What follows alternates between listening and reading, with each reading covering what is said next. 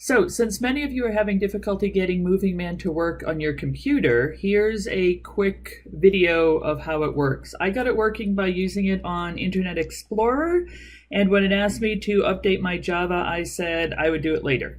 And then I agreed to let it work. So we get on to Moving Man. You see the man up here at the top of the screen. And over on the left, we can change his position, we can change his velocity, or we can look at his acceleration. I'm going to close acceleration to begin with because I'm really only interested in position and velocity right now. I'm going to put him at the 5-meter mark. And notice he gets pretty close to his house.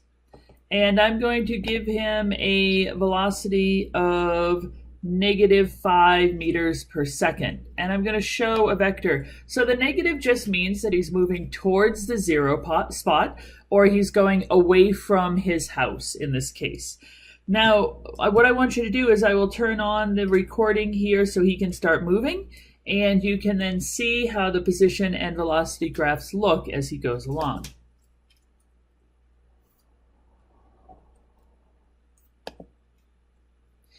So that was what he looked like walking away from his house.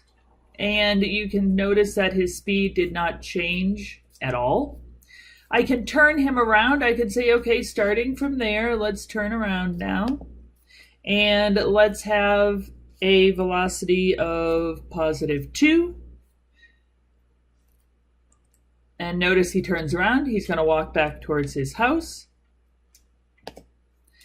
And take a look at what happens to our graphs here.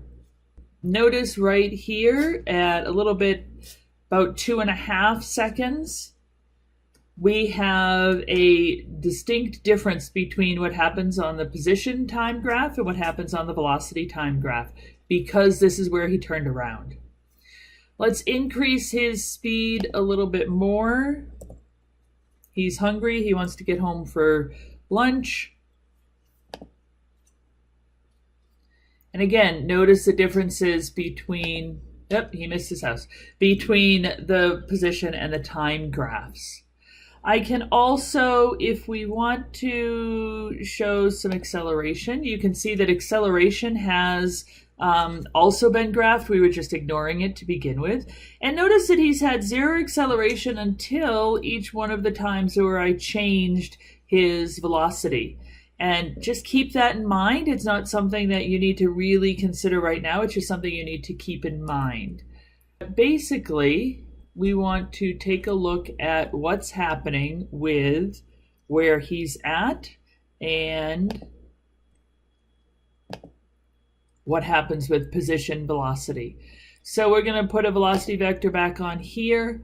We're going to, let's increase his velocity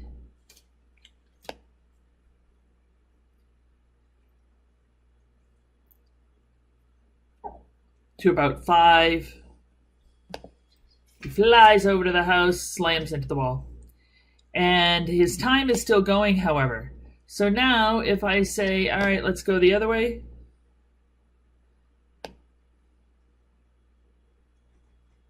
Let's make his velocity go this way, about -3.7.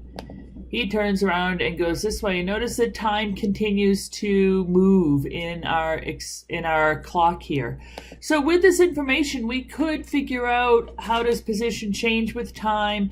What is that for our velocity? What does that do to our acceleration? Or, as I was showing before, we could do it here with graphs. Now, I'm just very quickly going to show you what it looks like if we actually add acceleration to this, but let's make his velocity a -4, or -3 rather, instead, so he's going back towards the tree. So now you can see that there's definitely a change in what's happening with him.